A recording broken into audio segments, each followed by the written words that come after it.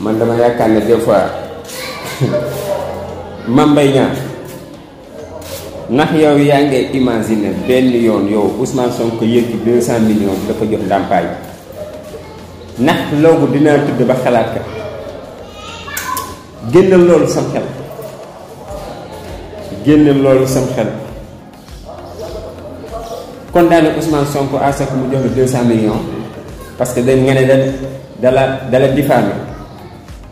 si laa xam ne dossier baa xam ne IGF moo la épinglé ay nit wax ka ba sa ñi nga bokkal parti jamono boobu premier ministre astafurlah ministre des finances temps yooyu mu nekk Amadou Ba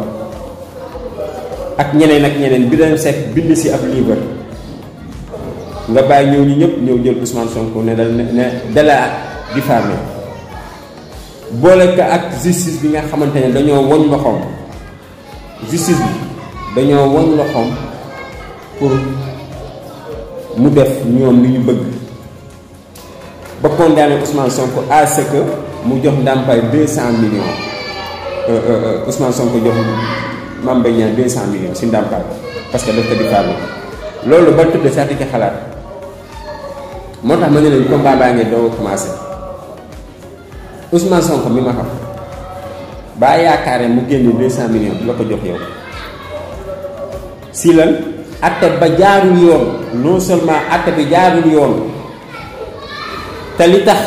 ñu daan ka teguwul fenn si ay tappale rek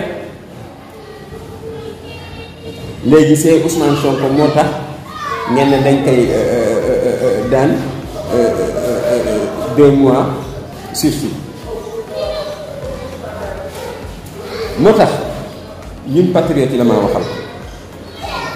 si kaddu Ousmane Sonko benn fare la dégg déclaration yooyu moom xeex bi yëpp